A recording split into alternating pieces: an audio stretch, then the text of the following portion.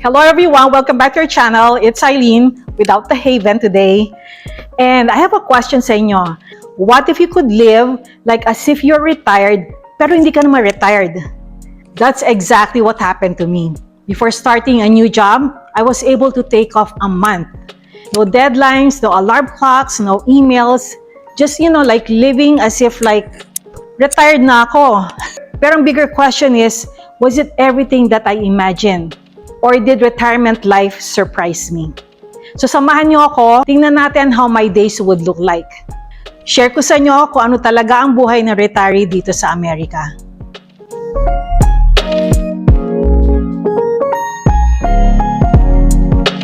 So this is what happened sa aking retirement test run. So most mornings, hindi ako nagsiset ng alarm. I would just wake up naturally. Minsan, maaga pa rin ako magising. Siguro kasi of my body clock. Kasi nakasanayan ko na gumising ng maaga when I was working. Or dahil kaya I'm approaching senior stage na. So paggising ko, the first thing that I would do is check my phone.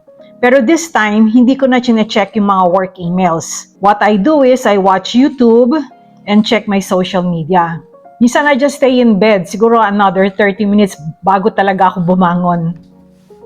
Tapos, I would hop on the treadmill for 30 minutes lang for cardio. Kasi sabi ng doktor ko na at least 30 minutes a day or 150 minutes in a week. And then, I do some late lifting na rin para talaga kompleto yung exercise na. And then, after that, may konting cleaning. And I clean kasi section by section ng house para hindi nakakapagod. I spread it out during the week. So, may time na kitchen ang ginagawa ko. Tapos the next day, yung living room naman. Tapos kasama na rin dyan yung pagdidilig ng mga halaman at saka ng fruit trees. So, dyan pa lang, medyo busy na ako. Pero honestly the first 2 weeks, ang sarap ng feeling. Parang talagang relax na relax ako, tapos nakakapagpahinga ako. Para siyang honeymoon stage na retirement. Pero alam niyo, napansin ko, pag nakalis na si Haven when he goes to work, ang tahimik ng bahay. Katulad ngayon, mag-isa lang ako, wala akong kausap. Tapos I would look forward na parang talaga hinihintay kong makauwi si Haven para lang meron akong makausap sa bahay. Doon ko na-realize na retirement is not just free time. Kailangan talaga meron kang purpose. Or else, paulit-ulit lang yung ginagawa mo. Parang wala ng excitement. Pero, kailangan mo pa rin ng routine sa ginagawa mo. I mean, it doesn't have to be like the whole day or, 8 hours. Pero siguro maybe like 3 to 4 hours na may routine ka. Kasi ito na yung kapalit ng yung usual na ginagawa mo when you were working. So, you have to have a routine. Tapos, the rest, yun yung parang free time mo. Para at least you have something to look forward to, di ba? So, part of the routine that I created was walking mochi sa park. I like it kasi it got me outside. I was moving and was able to breathe fresh air. Siyempre, hindi lang yung mga walking na yan. Siyempre, andyan din ang errands like grocery shopping or Costco runs. This also kept me busy. Pero alam nyo na sa Costco, you go for one item, you come out with 10 other things that you didn't plan. Kaya talaga it's important to have a list and stick to it. Pero honestly doing these errands makes me feel productive. At least productive, hindi lang tambay. Tapos naman, on the days na nasa mood ako, I cook at home. Siyempre, one of the reasons is because para makatipid, di ba? Pero talaga mahilig ako magluto. So I cook whatever we crave for.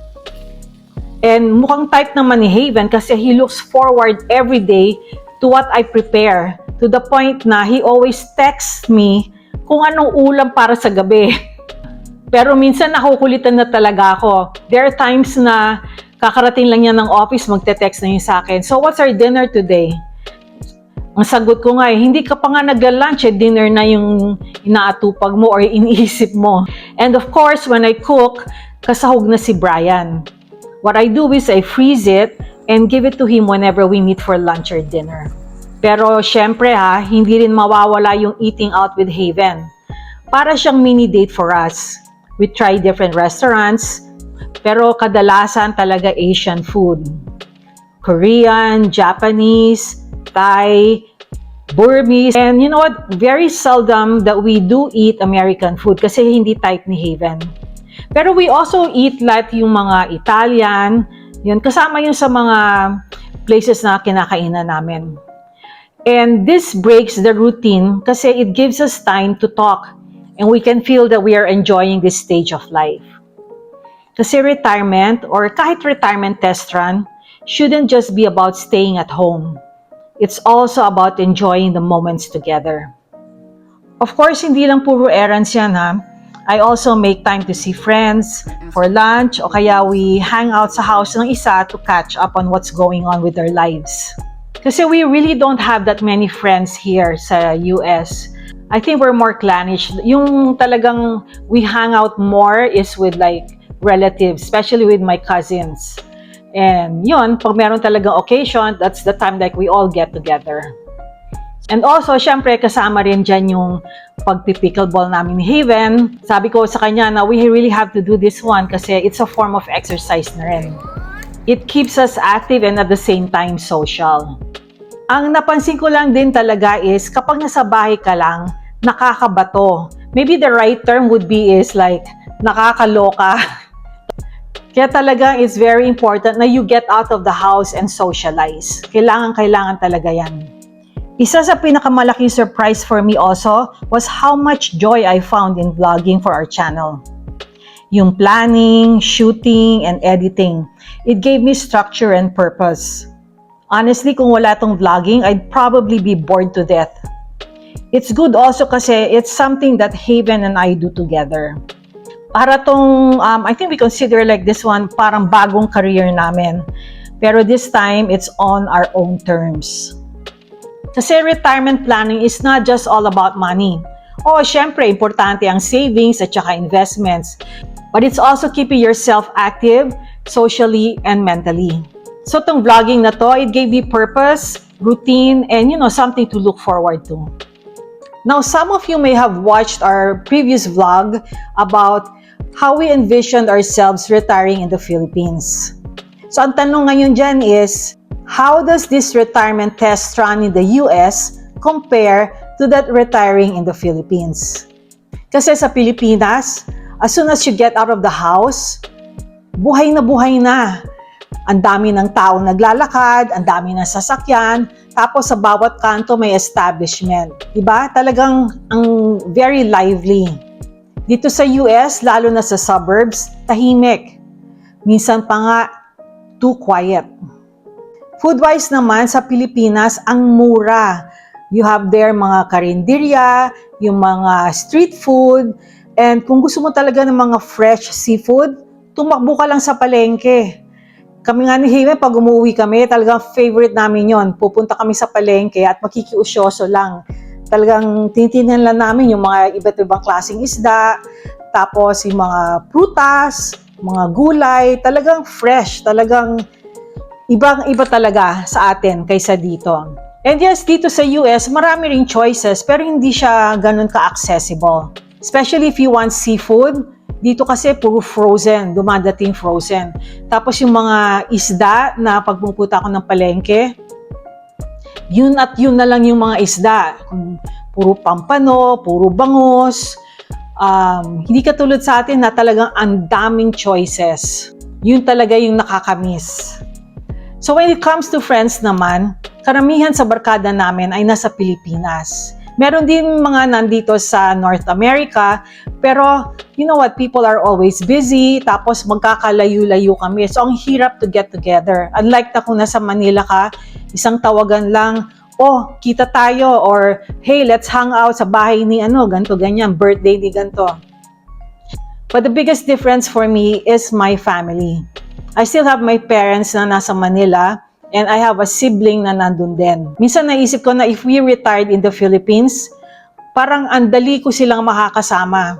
Parang pag may ulam ako sa bahay, padadala ko doon sa mom ko, sa dad ko, o kaya sa sister ko. Tapos parati kami magkasama on holidays, na parang andali lang to drop by and get together with them. Dito sa US, kailangan talaga pinagpaplanuhan ang mga trips kasi syempre ang mahal ng mga pamasahe, di ba? Pero sometimes, video calls is just the only way. So yes, retirement in the Philippines is very lively and social. Pero since Brian is here, and isang malaking factor din yung health insurance, mas practical para sa amin na dito na mag-retire sa Amerika.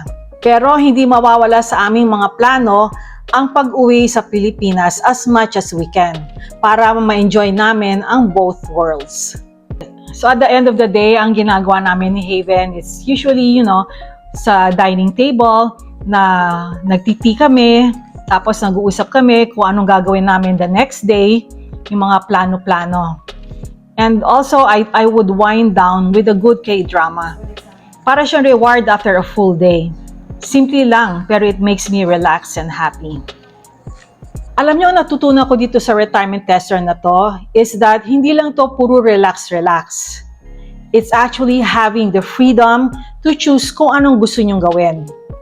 Kaya kung kaya niyong punuin ang araw niyo ng mga bagay na may meaning, like spending time with your family, o kaya pursuing hobbies, or di kaya creating something new, then retirement is something that you shouldn't fear. Actually, it's something that you should look forward to. So that's it for today. Kung nagustuhan nyo yung topic natin ngayon, please like and share. And if you're new to our channel, please subscribe and hit the notification bell. And comment din kayo sa baba. So okay ba kayo mag-retire dito sa Amerika? Or bet nyo pa rin talagang mag-retire sa Philippines? Or yung mga retirees na, ano yung mga ginagawa nyo para magkaroon kami ng idea kung anong pwede pa namin din gawin and how we can make our retirement days, fun and fulfilling. So thank you sa panonood and I'll see you next time with Haven. Bye!